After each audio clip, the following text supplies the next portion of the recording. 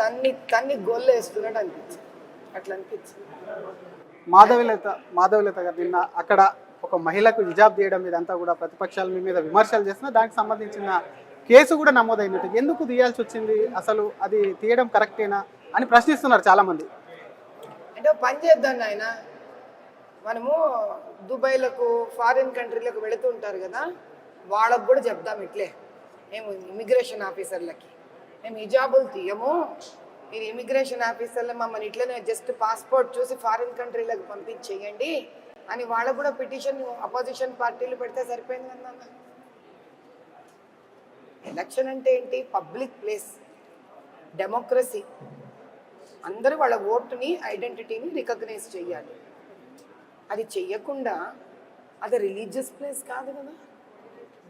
When it is a public place then you have to unveil your identity. If this is wrong, I'm asking only ఒకటే ప్రశ్నిస్తున్నాను మిమ్మల్ని.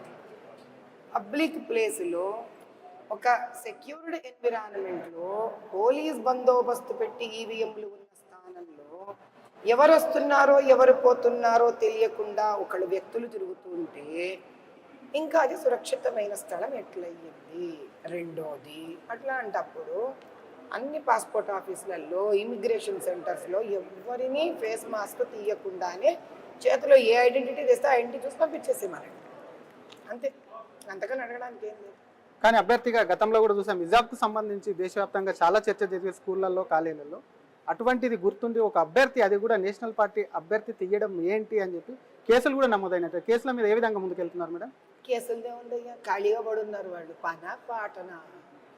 అదే 16 ఏళ్ళ అమ్మాయి వచ్చి దొంగ ఓటు వేసి వెళితే ఈ 2 గంటలు అవుతాను, 2 o'clock మధ్యాహ్నం ఎంతమ్మా 2, ఇప్పటిదాకా ఎఫ్ఐఆర్ ఫైల్ చేయలేదు దాని గురించి. వీళ్ళు ప్రిసైడింగ్ ఆఫీసర్ దాని మీద కంప్లైంట్ రేస్ చేస్తే సంతోష్ నగర్ కాలనీలో గోల్డెన్ జూబ్లీ స్కూల్లో నేను అక్కడ వరకు యాకుత్పుర కాన్స్టిట్యున్సీకి వెళ్ళి అక్కడి నుంచి సంతోష్ నగర్ కాలనీ పోలీస్ స్టేషన్లో నిన్న 2 గంటలు కూర్చుంటే నిన్న రాత్రి వరకు ఫైల్ చేయలేదు, ఈ 2 వరకు కూడా ఫైల్ చేయలేదు. కానీ వీళ్ళ దగ్గర దీనికి టైం లేదు, 41A కూడా రైజ్ చేయకుండా. కానీ నా మీద మాత్రం కేసులు ఫైల్ చేయడానికి, ఎఫ్ఐఆర్ ఫైల్ చేయడానికి అందరి దగ్గర కావాల్సినంత టైం ఉంది. రిగ్గింగ్ జరిగిందని చెప్పి మీరు ప్రధానంగా ఆరోపించారు. ఒక సెంటర్ వద్ద కూడా ఒక కార్పొరేటర్ పేరు ఎత్తుకొని కూడా అక్కడ రిగ్గింగ్ జరుగుతుంది అన్నారు. గతంలో కూడా హైదరాబాద్లో రిగ్గింగ్ జరిగిందని ఎన్నోసార్లు అన్నారు. నిజంగా నిన్నటి జరిగినటువంటి లోక్సభ ఎన్నికల్లో హైదరాబాద్ పార్లమెంట్ రిగ్గింగ్ జరిగిందా? చూపించాను.